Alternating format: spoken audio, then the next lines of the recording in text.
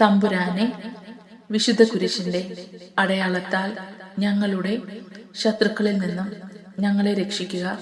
ഞങ്ങളുടെ തമ്പുരാനെ, പിതാവിന്റെയും പുത്രന്റെയും പരിശുദ്ധാത്മാവിന്റെയും നാമത്തിൽ ആമേൻ.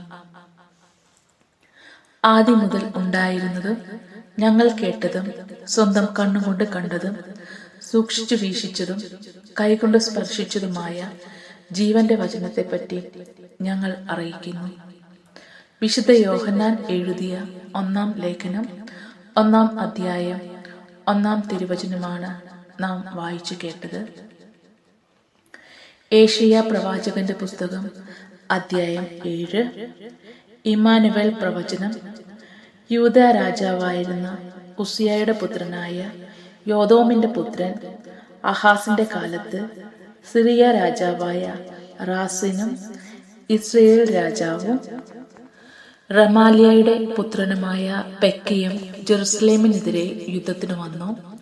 എന്നാൽ അവർക്കതിനെ കീഴടക്കാൻ കഴിഞ്ഞില്ല. സിറിയ എഫ്രൈമിനോടും സംഖ്യ ചെയ്തിരിക്കുന്നു എന്ന് ദാവീദ് ഭവനം അറിഞ്ഞപ്പോൾ കൊടുങ്കാറ്റിൽ വനത്തിലെ വൃക്ഷങ്ങൾ ഇളകുന്നത് പോലെ അവന്റെയും ജനത്തിന്റെയും ഹൃദയം വിറച്ചു.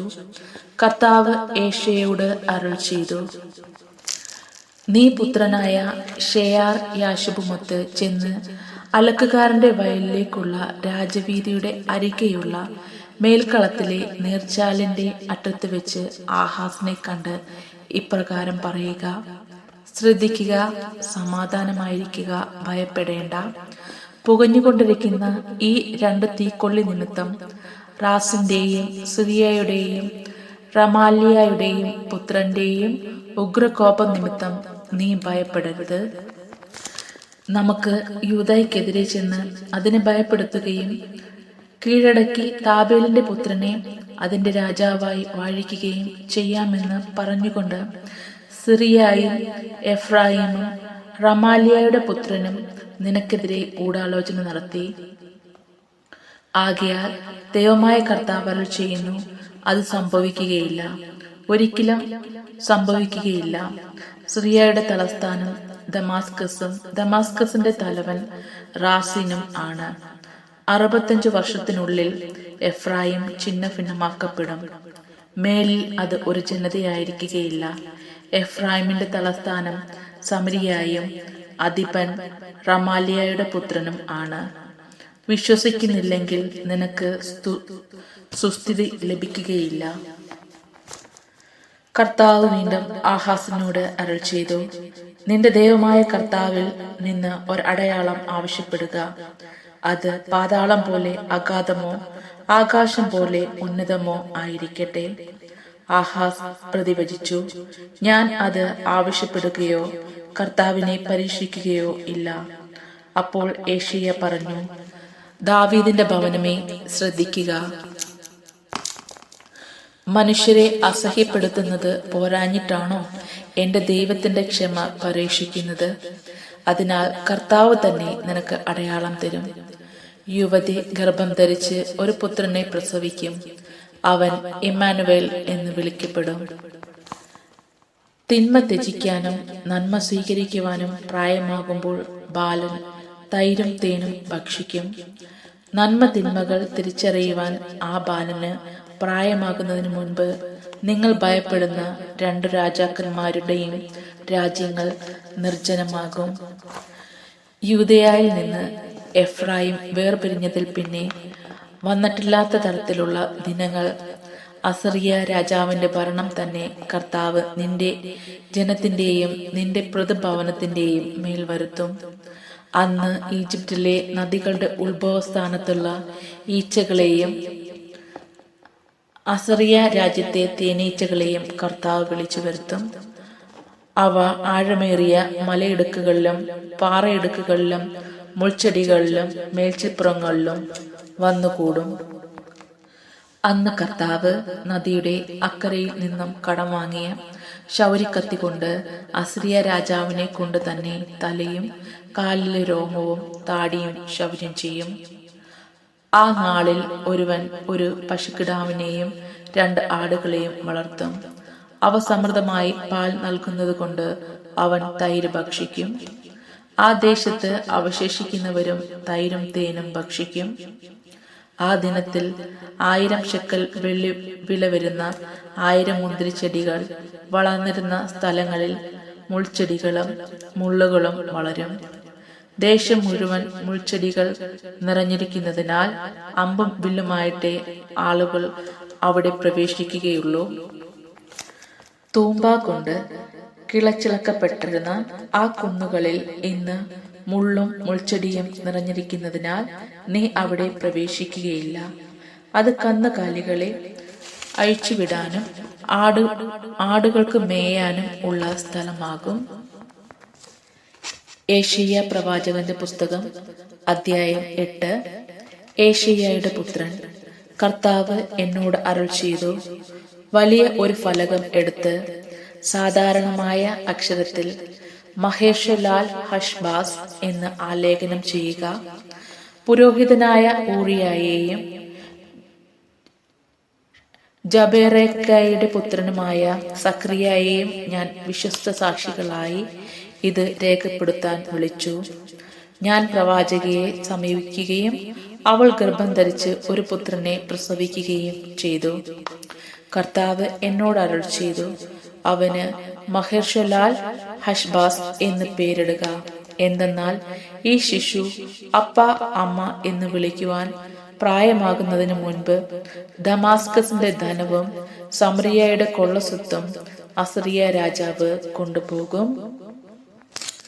കർത്താവ് വീണ്ടും അരുൾ ചെയ്തു, ഈ ജനം പ്രശാന്തമായി ഒഴുകുന്ന ശീലോവയെ നിരസിച്ച് റാസിന്റെയും റമാലിയയുടെയും പുത്രന്റെയും മുൻപിൽ വിറയ്ക്കുന്നത് കൊണ്ട് കർത്താവ് ശക്തമായി നിറഞ്ഞൊഴുകുന്ന നദിയെ, അസറിയ രാജാവിനെ സർവപ്രതാപത്തോടും കൂടെ അവർക്കെതിരെ തിരിച്ചുവിടും. ആ പ്രവാഹം അതിന്റെ എല്ലാ തോടുകളിലും കരകവിഞ്ഞു ഒഴുകും. അത് യൂദയായിലേക്ക് കടന്ന് കവിഞ്ഞൊഴുകി കഴുത്തോളം എത്തും. ഇമ്മാനുവേലേ, അതിന്റെ വിടർത്തിയ ചിറകുകൾ നിന്റെ രാജ്യത്തെ ആകെ മൂടിക്കളയും. ജനതകളെ തകരുവിൻ, പേടിച്ചു വിറയ്ക്കുവിൻ. വിദൂര രാജ്യങ്ങളെ ശ്രദ്ധിക്കുവിൻ, അരമുറുക്കുവിൻ, സംഭ്രമിക്കുവിൻ. അതെ, അരമുറുക്കുവിൻ, സംഭ്രമിക്കുവിൻ. നിങ്ങൾ കൂടിയാലോചിച്ചു കൊള്ളുവിൻ, അത് നിഷ്ഫലമായി തീരും. തീരുമാനമെടുത്തുകൊള്ളുവിൻ, അത് നിലനിൽക്കുകയില്ല. ദൈവം ഞങ്ങളോട് കൂടെയുണ്ട്. പ്രവാചകന് മുന്നറിയിപ്പ്. തന്റെ ശക്തമായ കരം എന്റെ മേൽ വച്ചുകൊണ്ട് അവിടുന്ന് എന്നോട് അരുൾ ചെയ്യുകയും ഈ ജനത്തിന്റെ മാർഗത്തിൽ ചരിക്കരുതെന്ന് മുന്നറിയിപ്പ് നൽകുകയും ചെയ്തു. ഈ ജനം സഖ്യമെന്ന് വിളിക്കുന്നതിനെ നിങ്ങൾ സഖ്യമായി കാണരുത്. ഈ ജനം ഭയപ്പെടുന്നതിനെ ഭയപ്പെടുകയോ ചെയ്യരുത്, പരിഭ്രമിക്കുകയും അരുത്. സൈന്യങ്ങളുടെ കർത്താവിനെ പരിശുദ്ധനായി കരുതുവിൻ, അവിടുത്തെ ഭയപ്പെടുവിൻ. അവിടുന്നാണ് വിശുദ്ധ മന്ദിരവും ഇടർച്ചയുടെ ശിലയും. ഇസ്രയേലിന്റെ ഇരുഭവനങ്ങളെയും നിലം പതിപ്പിക്കുന്ന പാറയും ജെറുസലേം നിവാസികൾക്ക് കുടുക്കും കെണിയും അവിടുന്ന് തന്നെ. അനേകർ അതിനുമേൽ തട്ടി വീണു തകർന്നു പോവുകയും കെണിയിൽ കുരുങ്ങി പിടിക്കപ്പെടുകയും ചെയ്യും. ഈ സാക്ഷ്യം ഭദ്രമായി സൂക്ഷിക്കുകയും ഈ പ്രബോധനം എന്റെ ശിഷ്യരുടെ ഇടയിൽ മുദ്ര വച്ചുറപ്പിക്കുകയും ചെയ്യുക. യാക്കോബിന്റെ ഭവനത്തിൽ നിന്നും തന്റെ മുഖം മറച്ചിരിക്കുന്ന കർത്താവിനു വേണ്ടി ഞാൻ കാത്തിരിക്കുകയും കർത്താവിൽ എന്റെ പ്രത്യാശ ഞാൻ അർപ്പിക്കുകയും ചെയ്യും. ഞാനും കർത്താവ് എനിക്ക് നൽകിയ സന്താനങ്ങളും സിയോൻ പർവ്വതത്തിൽ വസിക്കുന്ന സൈന്യങ്ങളുടെ കർത്താവിൽ നിന്നുള്ള ഇസ്രയേലിലെ അടയാളങ്ങളും അത്ഭുതങ്ങളും ആയിരിക്കും. അവർ നിങ്ങളോട് വെളിച്ചപ്പടന്മാരോടും ചിലയ്ക്കുകയും ഒച്ചയുണ്ടാക്കുകയും ചെയ്യുന്ന മന്ത്രവാദികളോടും ആരായുവിൻ എന്ന് പറയും. ജനം തങ്ങളുടെ ദേവന്മാരോട് ആരായുന്നില്ലേ?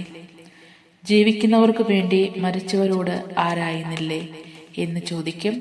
അപ്പോൾ നിങ്ങൾ പ്രബോധനവും സാക്ഷ്യവും സ്വീകരിക്കുവിൻ. അവർ പറയുന്ന കാര്യങ്ങൾ വെളിച്ചം കാണുകയില്ല. അവർ അത്യധികം കഷ്ടപ്പെടും, വിശന്ന് ദേശത്ത് അലഞ്ഞു നടക്കും. തങ്ങൾക്ക് വിശക്കുമ്പോൾ അവർ കുപിതരാവുകയും തങ്ങളുടെ രാജാവിനെയും ദൈവത്തെയും ശപിക്കുകയും ചെയ്യും. അവർ മുകളിലേക്കും താഴേക്കും കണ്ണയയ്ക്കും. എവിടെയും കൊടിയ വേദനയും അന്ധകാരവും കഠോര ദുഃഖത്തിന്റെ ഇരുളും. ആ അന്ധകാരത്തിൽ അവർ ആണ്ടുപോകും. ഏശയ്യാ പ്രവാചകന്റെ പുസ്തകം അധ്യായം 9. ഭാവി രാജാവ്. എന്നാൽ ദുഃഖത്തിൽ ആണ്ടുപോയവളുടെ അന്ധകാരം നീങ്ങിപ്പോകും. ആദ്യകാലങ്ങളിൽ സെബൂലൂണിന്റെയും നഫ്താലിയുടെയും ദേശങ്ങളെ അവിടുന്ന് നിന്ദനത്തിനിരയാക്കി. എന്നാൽ അവസാന നാളുകളിലെ സമുദ്രത്തിലേക്കുള്ള പാതയെ,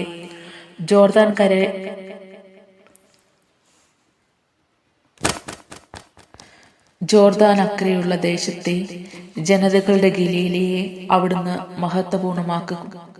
അന്ധകാരത്തിൽ കഴിഞ്ഞ ജനം മഹത്തായ ഒരു പ്രകാശം കണ്ടു. കൂരിരുട്ടിന്റെ ദേശത്ത് വസിച്ചിരുന്നവരുടെ മേൽ പ്രകാശം ഉദിച്ചു. അങ്ങ് ജനതയെ വർദ്ധിപ്പിച്ചു. അവർക്ക് അത്യധികമായ ആനന്ദം നൽകി. വിളവെടുപ്പിൽ സന്തോഷിക്കുന്നവരെ പോലെയും കവർച്ച വസ്തു പങ്കിടുമ്പോൾ ആനന്ദിക്കുന്നവരെ പോലെയും അവർ അങ്ങയുടെ മുമ്പിൽ ആഹ്ലാദിക്കുന്നു. അവർ വഹിച്ചിരുന്ന നുകവും അവന്റെ ചുമരിലെ ദണ്ഡും മർദ്ദകന്റെ വടിയും മെദിയാന്റെ നാളിലെന്ന പോലെ അങ്ങ് തകർത്ത് കളഞ്ഞിരിക്കുന്നു. അട്ടഹാസത്തോടെ മുന്നേറുന്ന യോദ്ധാവിന്റെ ചെരുപ്പും രക്തം പുരണ്ട വസ്ത്രവും വിറക് പോലെ അഗ്നിയിൽ ദഹിക്കും. എന്തെന്നാൽ നമുക്കൊരു ശിശു ജനിച്ചിരിക്കുന്നു, നമുക്ക് ഒരു പുത്രൻ നൽകപ്പെട്ടിരിക്കുന്നു. ആധിപത്യം അവന്റെ ചുമരിലായിരിക്കും. വിസ്മയനീയനായ ഉപദേഷ്ടാവ്, ശക്തനായ ദൈവം, നിത്യനായ പിതാവ്, സമാധാനത്തിന്റെ രാജാവ് എന്ന് അവൻ വിളിക്കപ്പെടും. ദാവീദിന്റെ സിംഹാസനത്തിലും അവന്റെ രാജ്യത്തിലും അവന്റെ ആധിപത്യം നിസീമമാണ്. അവന്റെ സമാധാനം അനന്തവും. നീതിയിലും ധർമ്മത്തിലും എന്നേക്കും അത് സ്ഥാപിച്ച് പരിപാലിക്കുവാൻ തന്നെ സൈന്യങ്ങളുടെ കർത്താവിന്റെ തീഷ്ണത ഇത് നിറവേറ്റും. ഇസ്രയേലിന് ശിക്ഷ. യാക്കോബിനെതിരായി കർത്താവ് തന്റെ വചനം അയച്ചിരിക്കുന്നു. അത് ഇസ്രയേലിന്റെ മേൽ പ്രകാശിക്കും. ഇഷ്ടിക വീണുപോയി, എന്നാൽ വെട്ടിയൊരുക്കിയ കല്ലുകൊണ്ട് ഞങ്ങൾ പണിയും. സിക്കമൂർ മരങ്ങൾ വെട്ടിക്കളഞ്ഞു, എന്നാൽ അവയ്ക്ക് പകരം ദേവദാരുക്കൾ ഞങ്ങൾ ഉപയോഗിക്കും എന്ന് അഹങ്കാരത്തോടും ഔദിത്യത്തോടും കൂടെ പറയുന്ന എഫ്രായംകാരെയും സമരിയ നിവാസികളെയും ജനം തിരിച്ചറിയും. കർത്താവ് അവർക്കെതിരെ ശത്രുക്കളെ അയക്കുകയും അവരുടെ വൈരികളെ ഇളക്കിവിടുകയും ചെയ്തു. കിഴക്ക് സിറിയക്കാരും പടിഞ്ഞാറ് ഫിലിസ്തീനും ഇസ്രയേലിനെ വാ തുറന്നു വിഴുങ്ങുകയാണ്. അവിടുത്തെ കോപം ഇതുകൊണ്ട് ശമിച്ചിട്ടില്ല. അവിടുത്തെ കരം ഇപ്പോഴും ഉയർന്നു നിൽക്കുന്നു. ജനം തങ്ങളെ പ്രഹരിച്ചവന്റെ അടുത്തേക്ക് തിരിച്ചു ചെല്ലുകയോ സൈന്യങ്ങളുടെ കർത്താവിനെ അന്വേഷിക്കുകയോ ചെയ്തില്ല. അതിനാൽ ഒറ്റ ദിവസം കൊണ്ട് കർത്താവ് ഇസ്രയേലിൽ നിന്നും വാലും തലയും ഞാങ്ങണയും ഈന്തപ്പനകളെയും അരിഞ്ഞു കളഞ്ഞു. ശ്രേഷ്ഠനും ബഹുമാനനുമാണ് തല, വ്യാജ പ്രവാചകനാണ് വാല്. ഈ ജനത്തെ നയിക്കുന്നവർ അവരെ വഴിതെറ്റിക്കുകയാണ്. അവരാൽ നയിക്കപ്പെടുന്നവർ നശിക്കുന്നു. അതിനാൽ അവരുടെ യുവാക്കന്മാരിൽ കർത്താവ് പ്രസാദിക്കുന്നില്ല. അവരുടെ അനാഥരും വിധവകളുടെയും മേൽ അവിടുത്തെ കാരുണ്യം ഇല്ല. എല്ലാവരും ദൈവഭയമില്ലാതെ അകൃത്യം പ്രവർത്തിക്കുന്നു. ഓരോ വായും വ്യാജം സംസാരിക്കുന്നു. അതിനാൽ അവിടുത്തെ കോപം ശമിച്ചില്ല. അവിടുത്തെ കരം ഇപ്പോഴും ഉയർന്നു നിൽക്കുന്നു. ദുഷ്ടത അഗ്നി പോലെ ജ്വലിച്ച് മുള്ളുകളും മുൾച്ചെടികളും നശിപ്പിക്കുന്നു. അത് വനത്തിലെ കുട്ടിച്ചെടികളെ എരിയിച്ച് പുകച്ചുരുളുകളായി ആകാശത്തേക്ക് ഉയരുന്നു. സൈന്യങ്ങളുടെ കർത്താവിന്റെ ക്രോധത്താൽ ദേശം കത്തിയെരിയുന്നു. ജനം അഗ്നിയിൽ വിറകുന്ന പോലെയാണ്. ഒരുവന് സഹോദരനെ വെറുതെ വിടുന്നില്ല. ഒരുവൻ വലതുവശത്ത് നിന്നും കവർന്നു തിന്നുന്നു, എന്നാൽ വിശപ്പ് ശമിക്കുന്നില്ല. ഇടതുവശത്ത് നിന്ന് പിടിച്ചു വിഴുങ്ങുന്നു, എന്നാൽ തൃപ്തനാകുന്നില്ല. ഓരോരുത്തരും അവരന്റെ മാംസം ഭക്ഷിക്കുന്നു. മാനസെ എഫ്രായിമിന്റെയും എഫ്രായിം മാനസയെയും തന്നെ. അവർ ഇരുവരും ചേർന്ന് യൂദയോട് എതിരിടുന്നു. ഇതുകൊണ്ട് അവിടുത്തെ കോപം ശമിച്ചിട്ടില്ല. അവിടുത്തെ കരം ഉയർന്നു തന്നെ നിൽക്കുന്നു. ഏശയ്യാ പ്രവാചകന്റെ പുസ്തകം അധ്യായം 10. പാവപ്പെട്ടവന് നീതി നിഷേധിക്കുന്നതിനും എന്റെ ജനത്തിലെ എളിയവന്റെ അവകാശം എടുത്തു കളയുന്നതിനും വിധവകളെ കൊള്ളയടിക്കുന്നതിനും അനാഥരെ ചൂഷണം ചെയ്യുന്നതിനും വേണ്ടി അനീതി നിറഞ്ഞ വിധി പ്രസ്താവിക്കുന്നവർക്ക്, മർദ്ദനമുറകൾ എഴുതിയുണ്ടാക്കുന്നവർക്കും ദുരിതം. ശിക്ഷാവിധിയുടെ ദിനത്തിൽ വിദൂരത്ത് നിന്ന് അടിക്കുന്ന കൊടുങ്കാറ്റിൽ നിങ്ങൾ എന്തു ചെയ്യും? ആരുടെ അടുത്ത് നിങ്ങൾ സഹായത്തിനു വേണ്ടി ഓടിച്ചെല്ലും? നിങ്ങൾ ധനം എവിടെ സൂക്ഷിക്കും? ഒന്നും അവശേഷിക്കുകയില്ല. ബന്ധിതരുടെ ഇടയിൽ പതുങ്ങി നടക്കുകയും വിധിക്കപ്പെടുന്നവരുടെ കൂട്ടത്തിൽ വിഴുങ്ങുകയുമല്ലാതെ നിവൃത്തിയില്ല. ഇതുകൊണ്ടും അവിടുത്തെ കോപം ശമിച്ചിട്ടില്ല. അവിടുത്തെ കരം ഉയർന്നു തന്നെ നിൽക്കുന്നു. അസറിയ കർത്താവിന്റെ ഉപകരണം, എന്റെ കോപത്തിന്റെ ദണ്ഡും രോക്ഷത്തിന്റെ വടിയുമായ അസറിയ, അധർമ്മികളായ ജനതയ്ക്കെതിരെ ഞാൻ അവനെ അയക്കുന്നു. എന്റെ കോപത്തിന് പാത്രമായ ജനത്തെ കൊള്ളയടിക്കുവാനും കവർച്ച വസ്തു തട്ടിയെടുക്കുവാനും തെരുവിലെ ചെളിയെപ്പോലെ അവരെ ചവിട്ടി തേയ്ക്കാനും ഞാൻ അവന് കൽപ്പന നൽകുന്നു. എന്നാൽ അവന്റെ ഉദ്ദേശമതല്ല, അവന്റെ മനസ്സിലെ വിചാരവും അപ്രകാരമല്ല. നാശം മാത്രമാണ് അവൻ ചിന്തിക്കുന്നത്. അനേകം ജനതകളെ വിച്ഛേദിച്ചു കളയുകയാണ് അവന്റെ ഉദ്ദേശ്യം. അവൻ പറയുന്നു, എന്റെ സൈന്യാധിപന്മാർ രാജാക്കന്മാരല്ലേ? കൽനോ കർക്കെമീഷ് പോലെയല്ലേ? ഹമാദ് അർപ്പാദ് പോലെയും സമരിയ ദമാസ്കസ് പോലെയും അല്ലേ? ജെറുസലേമിലും സമരിയയിലും ഉള്ളവയേക്കാൾ വലിയ കൊത്തുവിഗ്രഹങ്ങളോട് കൂടിയ രാജ്യങ്ങളെ ഞാൻ എത്തിപ്പിടിച്ചിരിക്കെ സമരിയയോട് അവിടുത്തെ വിഗ്രഹങ്ങളോടും ചെയ്തതുപോലെ ജെറുസലേമിനോടും അവിടുത്തെ വിഗ്രഹങ്ങളോടും ഞാൻ ചെയ്യേണ്ടതല്ലേ? കർത്താവ് സിയോൻ പർവ്വതങ്ങളോടും ജെറുസലേമിനോടുമുള്ള തന്റെ പ്രവൃത്തി ചെയ്തു കഴിയുമ്പോൾ അസറിയ രാജാവിന്റെ ഉദ്ധതമായ വൻപ് പറച്ചിലിനെയും അഹങ്കാരത്തെയും ശിക്ഷിക്കും. അവൻ പറയുന്നു, എന്റെ കരബലവും ജ്ഞാനവും കൊണ്ടാണ് ഞാനിത് ചെയ്തത്. കാരണം എനിക്കറിവുണ്ടായിരുന്നു. ഞാൻ ജനതകളുടെ അതിർത്തികൾ നീക്കം ചെയ്യുകയും അവരുടെ നിക്ഷേപങ്ങൾ കൊള്ളയടിക്കുകയും ചെയ്തു. സിംഹാസനത്തിലിരിക്കുന്നവരെ ഞാൻ കാളക്കുട്ടന്റെ കരുത്തോടെ താഴെ ഇറക്കി. പക്ഷിക്കൂട്ടത്തിൽ നിന്നെന്ന പോലെ എന്റെ കരം ജനതകളുടെ സമ്പത്ത് അപഹരിച്ചു. ഉപേക്ഷിക്കപ്പെട്ട മുട്ടകൾ ശേഖരിക്കുന്നത് പോലെ ഭൂമിയിലെ സമ്പത്ത് മുഴുവൻ കരസ്ഥമാക്കി. ചിറകനക്കാനോ വായ് തുറന്ന് ചിലയ്ക്കാനോ ഒന്നും ഉണ്ടായിരുന്നില്ല. വെട്ടുകാരനോട് കോടാലി വൻപ് പറയുമോ? അറക്കുന്നവനോട് വാൾ വീമ്പെടുക്കുമോ? ദണ്ഡ് അതിനെ ഉയർത്തുന്നവനെ നിയന്ത്രിക്കുന്നത് പോലെയും ഊന്നുവടി മരമില്ലാത്തവനെ ഉയർത്തുന്നത് പോലെയും ആണ് അത്. കർത്താവ്, സൈന്യങ്ങളുടെ കർത്താവ് കരുത്തന്മാരായ യോദ്ധാക്കളുടെ മേൽ ക്ഷയിപ്പിക്കുന്ന രോഗം അയക്കും. അവന്റെ കരുത്തിനടിയിൽ അഗ്നിജ്വാല പോലെ ഒരു ദാഹക ശക്തി ജ്വലിക്കും. ഇസ്രയേലിന്റെ പ്രകാശം അഗ്നിയായും അവന്റെ പരിശുദ്ധൻ ഒരു ജ്വാലയായും മാറും. അത് ജ്വലിച്ച് ഒറ്റ ദിവസം കൊണ്ട് അവന്റെ മുള്ളുകളും മുൾച്ചെടികളും ദഹിപ്പിച്ചു കളയും. അവന്റെ വനത്തിന്റെയും വിളനിലങ്ങളുടെയും പ്രഭാവം കർത്താവ് നശിപ്പിക്കും. ആത്മാവും ശരീരവും തന്നെ.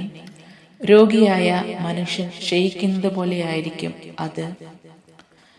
അവന്റെ വനത്തിൽ അവശേഷിക്കുന്ന വൃക്ഷങ്ങൾ ഒരു കുഞ്ഞിന് എണ്ണാവുന്നത് പോലെ പരിമിതമായിരിക്കും.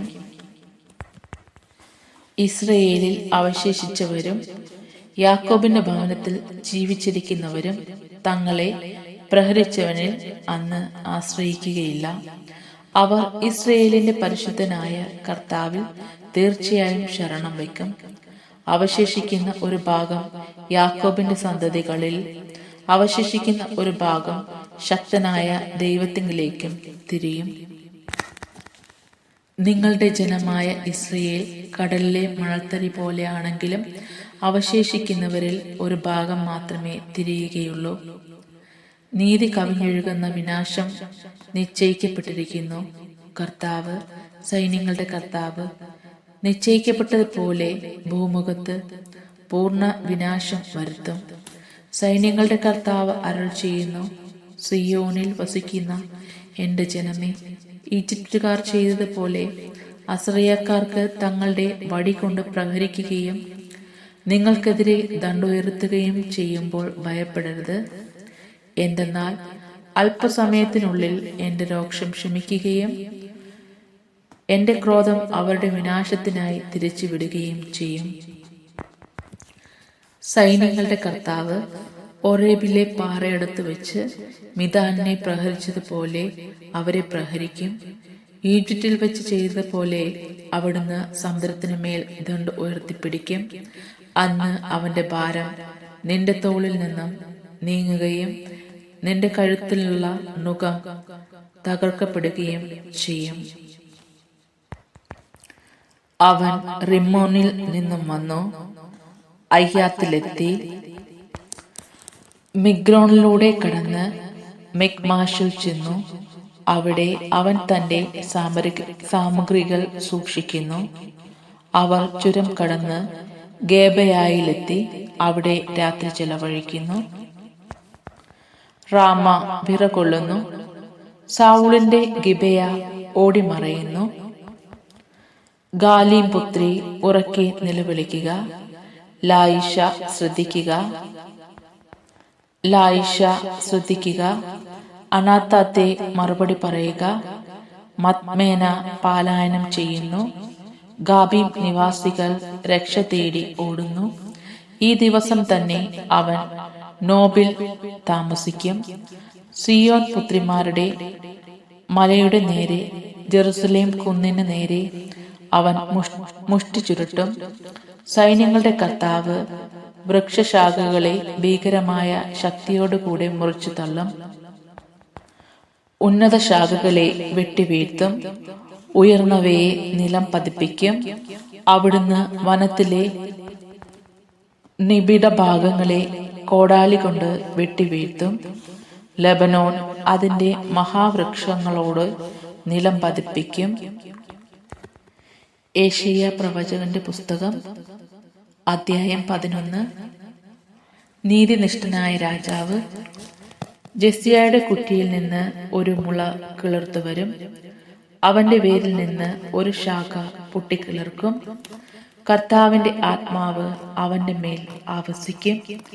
ജ്ഞാനത്തിന്റെയും വിവേകത്തിന്റെയും ആത്മാവ്, ഉപദേശത്തിന്റെയും ശക്തിയുടെയും ആത്മാവ്, അറിവിന്റെയും ദൈവഭക്തിയുടെയും ആത്മാവ്. അവൻ ദൈവഭക്തിയിൽ ആനന്ദം കൊള്ളും.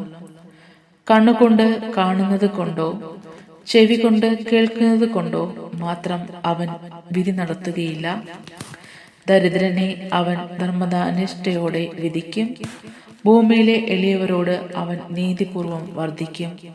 ആജ്ഞാദണ്ഡുകൊണ്ട് അവൻ ഭൂമിയെ പ്രകരിക്കും. അവന്റെ മൊഴി ദുഷ്ടരെ ഗ്രഹിക്കും. നീതിയും വിശ്വസ്തതയും കൊണ്ട് അവൻ അരമുറക്കും. ചെന്നായിയും ആട്ടിൻകുട്ടിയും ഒന്നിച്ചു വസിക്കും. പുള്ളിപ്പുലി കോലാട്ടിൻ കുട്ടിയോടുകൂടെ കിടക്കും. പശുക്കിടാവും സിംഹക്കുട്ടിയും ഒന്നിച്ചു മേയും. ഒരു ശിശു അവയെ നയിക്കും. പശുവും കരടിയും ഒരിടത്ത് മേയും. അവയുടെ കുട്ടികൾ ഒന്നിച്ചു കിടക്കും. സിംഹം കാളയെന്ന പോലെ വൈക്കോൽ തിന്നും.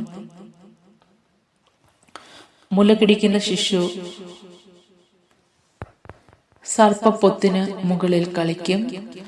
മുളകുടി മാറിയ കുട്ടി അണലിയുടെ അളയിൽ കൈയിടും. എന്റെ വിശുദ്ധ ഗിരിയിൽ ആരും ദ്രോഹമോ നാശമോ ചെയ്യുകയില്ല.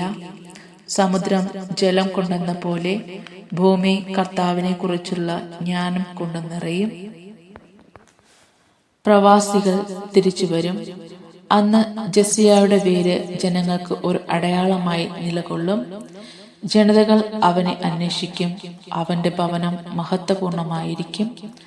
അന്ന് അസിറിയ, ഈജിപ്റ്റ്, പത്രോസ്, എത്യോപ്യ, ഏലാം, ഷിനാർ, ഹമാദ് എന്നിവിടങ്ങളിലും തീരദേശങ്ങളിലും അവശേഷിച്ചിരുന്ന തന്റെ ജനത്തെ വീണ്ടെടുക്കുവാൻ കർത്താവ് രണ്ടാം പ്രാവശ്യവും കൈനീട്ടും.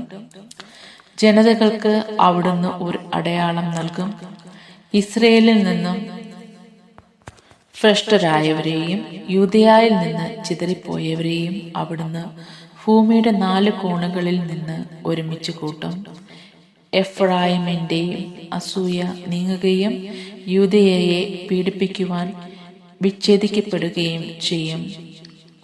എഫ്രായിം യൂദയായോട് അസൂയ പുലർത്തുകയോ യൂദ എഫ്രായിമിനോട് അലട്ടുകയോ ഇല്ല. അവർ പടിഞ്ഞാറുള്ള ഫിലിസ്ത്യരുടെ മേൽ ചാടി വീഴുകയും കിഴക്കുള്ളവരെ കൊള്ളയടിക്കുകയും ചെയ്യും. ഏദോമിനും മോവാബിനും എതിരായി അവർ കരമുയർത്തും. അമ്മോന്യർക്കും അവർക്ക് കീഴടങ്ങും. കർത്താവ് ഈജിപ്തിലെ കടലിടുക്കിനെ പൂർണ്ണമായും നശിപ്പിക്കും. നദിയുടെ മേൽ അവിടുന്ന് ഉഷ്ണക്കാറ്റോടുകൂടെ കൈവീശും. കാല് നനയാതെ കടക്കാവുന്ന വിധം അതിനെ തകർത്ത് 7 തോടുകളായി പിരിക്കും. ഈജിപ്തിൽ നിന്ന് പോന്ന ഇസ്രയേലിനുണ്ടായിരുന്നത് പോലെ ഒരു രാജവീതി അസിറിയയിൽ അവശേഷിക്കുന്ന അവിടുത്തെ ജനത്തിനും ഉണ്ടായിരിക്കും. യേശയ്യാ പ്രവാചകന്റെ പുസ്തകം അധ്യായം 12. കൃതജ്ഞതാഗീതം. അന്ന് നീ പറയും, കർത്താവേ, അങ്ങേക്ക് ഞാൻ നന്ദി പറയും. അങ്ങ് എന്നോട് കോപിച്ചിരുന്നെങ്കിലും അങ്ങയുടെ കോപം നീങ്ങുകയും അങ്ങ് എന്നെ ആശ്വസിപ്പിക്കുകയും ചെയ്തു. ഇതാ, ദൈവമാണ് എന്റെ രക്ഷ. ഞാൻ അങ്ങയിൽ ആശ്രയിക്കും. ഞാൻ ഭയപ്പെടുകയില്ല. എന്തെന്നാൽ ദൈവമായ കർത്താവ് എന്റെ ബലവും എന്റെ ഗാനവും ആണ്. അവിടുന്ന് എന്റെ രക്ഷയായിരിക്കുന്നു. രക്ഷയുടെ കിണറ്റിൽ നിന്ന് നീ സന്തോഷത്തോടെ ജലം കോരിയെടുക്കും. ആ നാളിൽ നീ പറയും, കർത്താവിന് നന്ദി പറയുവിൻ. അവിടുത്തെ നാമം വിളിച്ചപേക്ഷിക്കുവിൻ. ജനതകളുടെ ഇടയിൽ അവിടുത്തെ പ്രവൃത്തികൾ വിളംബരം ചെയ്യുവിൻ. അവിടുത്തെ നാമം ഉന്നതമാണെന്ന് ഉദ്ഘോഷിക്കുവിൻ. കർത്താവിന് സ്തുതികൾ പാടുവിൻ. അവിടുന്ന് മഹത്വത്തോടെ പ്രവർത്തിച്ചു. ഭൂമിയിലെല്ലാം ഇത് അറിയട്ടെ. സിയോൻ നിവാസികളെ ആർത്തട്ടഹസിക്കുവിൻ. സന്തോഷത്തോടെ കീർത്തനങ്ങൾ ആലപിക്കുവിൻ. ഇസ്രയേലിന്റെ പരിശുദ്ധനായവൻ മഹത്വത്തോടെ നിങ്ങളുടെ മധ്യേ ഉണ്ട്. യേശയ്യാ പ്രവാചകന്റെ പുസ്തകം അധ്യായം 13. ജനതകൾക്കെതിരെ ബാബിലോൺ. ആമോസിന്റെ പുത്രനായ യേശയ്യായ്ക്ക് ബാബിലോണിനെ സംബന്ധിച്ചുണ്ടായ ദർശനം. മൊട്ടക്കുന്നിൽ അടയാളം ഉയർത്തുവിൻ. അവരോട് ഉച്ചത്തിൽ വിളിച്ചു പറയുവിൻ. പ്രഭുക്കന്മാരുടെ വലതു കൈക്കുള്ളിൽ പ്രവേശിക്കുവാൻ കൈവീശി അവർക്ക് അടയാളം നൽകുവിൻ. ഞാൻ തന്നെ എന്റെ വിശുദ്ധ ഭടന്മാരോടും കൽപ്പിച്ചു. എന്റെ കോപം നടപ്പാക്കുന്നതിന് എന്റെ ഔന്നത്യത്തിൽ അഭിമാനം കൊള്ളുന്ന വീരപോരാളികളെ ഞാൻ നിയോഗിച്ചു. അതാ പർവ്വതങ്ങളിൽ വലിയ ജനക്കൂട്ടത്തിന്റെ പോലെയുള്ള ആരവം, രാജ്യങ്ങളുടെ അലർച്ച, ജനതകൾ ഒന്നിച്ചു ചേരുന്ന ശബ്ദം. സൈന്യങ്ങളുടെ കർത്താവ് സൈന്യത്തെ അണിനിരത്തുന്നു. ഭൂമിയെ ഒന്നാകെ നശിപ്പിക്കാൻ കർത്താവ് അവിടുത്തെ രോഷത്തിന്റെ ആയുധങ്ങളും ദൂരദേശത്തു നിന്നും ആകാശത്തിന്റെ അതിരുകളിൽ നിന്നും വരുന്ന ഉച്ചത്തിൽ വിലപിക്കുവിൻ. കർത്താവിന്റെ ദിനം സമീപിച്ചിരിക്കുന്നു. സർവശക്തനിൽ നിന്നും വിനാശം പോലെ അത് വരും. എല്ലാ കരങ്ങളും ദുർബലമാകും. എല്ലാവരുടെയും ഹൃദയം ഉരുകും. അവർ സംഭ്രമരാകും. കഠിനവേദനയും ദുഃഖവും അവരെ ഗ്രസിക്കും. ഈറ്റുനോവ് എടുത്തവളെ പോലെ അവർ പിടയും. അവർ പരസ്പരം തുറിച്ചു നോക്കുകയും അവരുടെ മുഖം ജ്വലിക്കുകയും ചെയ്യും. ഇതാ, കർത്താവിന്റെ ക്രൂരമായ ദിനം ആസന്നമായിരിക്കുന്നു. ഭൂമിയെ ശൂന്യമാക്കാൻ, പാപികളെ നശിപ്പിക്കാനും കോപത്തോടെ ക്രോധത്തോടു കൂടി അത് വരുന്നു. ആകാശത്തിലെ നക്ഷത്രരാശിയും പ്രകാശം തരികയില്ല. സൂര്യൻ ഉദയത്തിൽ തന്നെ ഇരുണ്ടു പോകും. ചന്ദ്രൻ പ്രകാശം പൊഴിക്കുകയില്ല. ലോകത്തെ അതിന്റെ തിന്മ നിമിത്തവും ദുഷ്ടരെ അവിടുന്ന് അനീതി നിമിത്തവും ഞാൻ ശിക്ഷിക്കും. അഹങ്കാരിയുടെ ഔദിത്യം ഞാൻ അവസാനിപ്പിക്കും. നിർദ്ദയന്റെ ഗർഭ ഞാൻ ശമിപ്പിക്കും. മനുഷ്യൻ തങ്കത്തേക്കാൾ, മനുഷ്യവംശം ഓഫിർ പൊന്നിനേക്കാൾ വിരളമാകാൻ ഞാൻ ഇടയാക്കും. സൈന്യങ്ങളുടെ കർത്താവിന്റെ രോഷത്തിൽ, അവിടുത്തെ ക്രോധത്തിന്റെ ദിനത്തിൽ ഞാൻ ആകാശത്തെ പിറകൊള്ളിക്കും. ഭൂമി അതിന്റെ സ്ഥാനത്ത് നിന്നിളകും. വേട്ടയാടപ്പെടുന്ന മാൻകുട്ടിയെപ്പോലെയും ഇടയനില്ലാത്ത ആടുകളെ പോലെയും ഓരോരുത്തരും സ്വന്തം ജനത്തിന്റെ അടുത്തേക്ക് തിരിഞ്ഞ് സ്വന്തം നാട്ടിലേക്ക് ഓടിപ്പോകും. കാണുന്നവനെയെല്ലാം കുത്തിപ്പിളരും. പിടിച്ചു കെട്ടുന്നവരെയെല്ലാം വാളിനിരയാക്കും. അവരുടെ ശിശുക്കളെ അവരുടെ മുമ്പിൽ വെച്ച് തന്നെ നിലത്തടിച്ച് ചിതറിക്കും. അവരുടെ ഭവനങ്ങൾ കൊള്ളയടിക്കപ്പെടും. അവരുടെ ഭാര്യമാർ അവമാനിതരാകും. ഞാൻ മേദിയാക്കാരെ അവർക്കെതിരെ ഇളക്കിവിടുന്നു. അവർ വെള്ളി കാര്യമാക്കുന്നില്ല, സ്വർണത്തിൽ താല്പര്യവുമില്ല. അവരുടെ അമ്പ് യുവാക്കന്മാരെ വധിക്കും. ഉദരബലത്തോട് അവർക്ക് കരുണയുണ്ടാവുകയില്ല. ശിശുക്കളോട് അവർ ദയ കാണിക്കുകയില്ല. രാജ്യങ്ങളുടെ മഹത്വവും കൽദായുടെ മഹിമയും അഭിമാനവുമായിരുന്ന ബാബിലോൺ ദൈവം നശിപ്പിച്ച സോദാമും ഗൊമോറയും പോലെ ആയിത്തീരും. അത് എന്നും നിർജ്ജനമായിരിക്കും. തലമുറകളോളം അതിൽ ആരും വസിക്കുകയില്ല. അറബികൾ അവിടെ കൂടാരം അടിക്കുകയില്ല. ഇടയന്മാർ തങ്ങളുടെ ആടുകൾക്ക് അവിടെ ആല ഉണ്ടാക്കുകയില്ല. അത് വന്യമൃഗങ്ങളുടെ ആസ്ഥാനമായി തീരും. അതിന്റെ വീടുകൾ ഓരിയിടുകയും ജീവികളെ കൊണ്ട് നിറയും. ഒട്ടകപക്ഷികൾ അവിടെ വസിക്കും. കാട്ടാടുകൾ അവിടെ തുള്ളി നടക്കും. അതിന്റെ ഗോപുരങ്ങൾ ചെന്നായ്ക്കളും മനോഹര മന്ദിരങ്ങളിൽ കുറുക്കന്മാരും ഓരിയിടും. അതിന്റെ സമയം ആസന്നമായിരിക്കുന്നു. അതിന്റെ ദിനങ്ങൾ ദീർഘിക്കുകയില്ല. കർത്താവിന്റെ വചനമാണ് നാം കേട്ടത്. നമുക്ക് ദൈവത്തെ സ്തുതിക്കാം.